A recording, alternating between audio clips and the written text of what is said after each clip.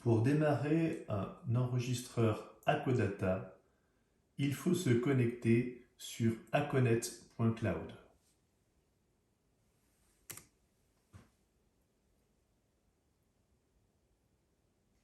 Si vous n'avez pas encore de compte aconet.cloud, il faut cliquer sur Sign Up pour créer votre compte Aconet Cloud.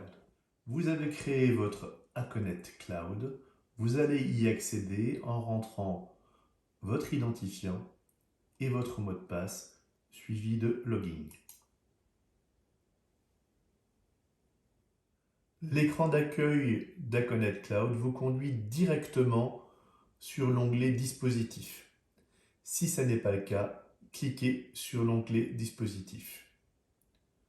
Nous allons maintenant activer un enregistreur de température Acodata en appuyant sur le bouton plus. Introduisez dans Aconet Cloud le numéro de série et le code d'activation relevé sur l'appareil et appuyez sur Rechercher. Activez l'appareil en acceptant les conditions et en appuyant sur le bouton Activer un dispositif. Appuyez 9 secondes sur le bouton de l'Acodata qui lance sa recherche.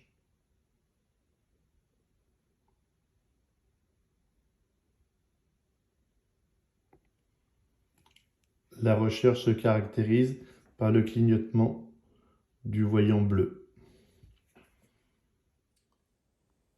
L'Acodata est activé. Choisir maintenant l'application Alimentation.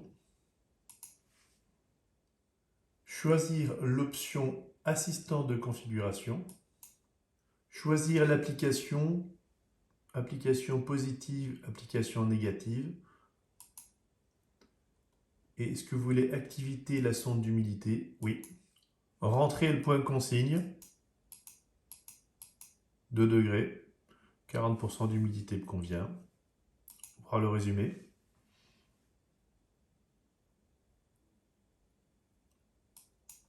Et appliquer. Appuyez de nouveau 3 secondes pour l'appareil pour le synchroniser avec Aconet Cloud. Puis confirmer.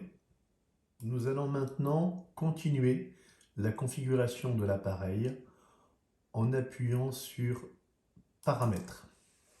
Nous pouvons changer sur l'onglet Narrowband la fréquence de transmission de l'appareil qui est définie par défaut à une transmission d'informations par jour.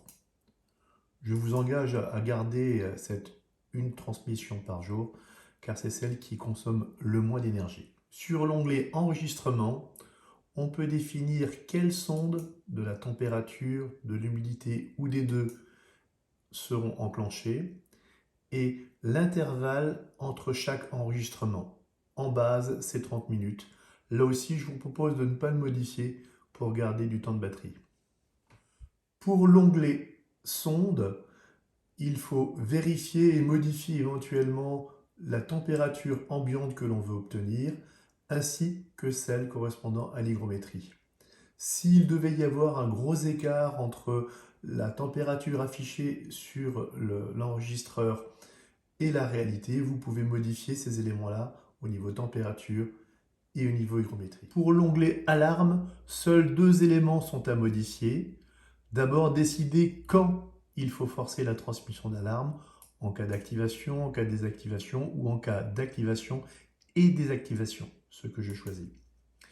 Et définir la gravité pour l'alarme, mettre élevé. Sur l'onglet Alarme ambiante, on définit les seuils maximum et minimum de température à partir desquels on enverra une alarme par email. On définit en dessous si on veut forcer la transmission d'alarme pour une alarme maximum ou une alarme minimum de température en modifiant ces éléments-là. Si je veux activer l'alarme minimum de température, je mets activation, désactivation ou les deux.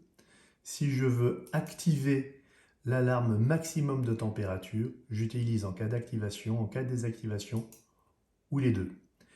Et je choisis le seuil élevé. De manière identique pour les alarmes d'humidité, on définit les seuils maximum, les seuils minimum, on décide d'activer ou pas et on met, si on veut, la gravité maximum.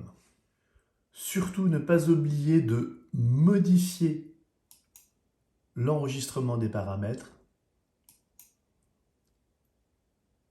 et de les sauvegarder.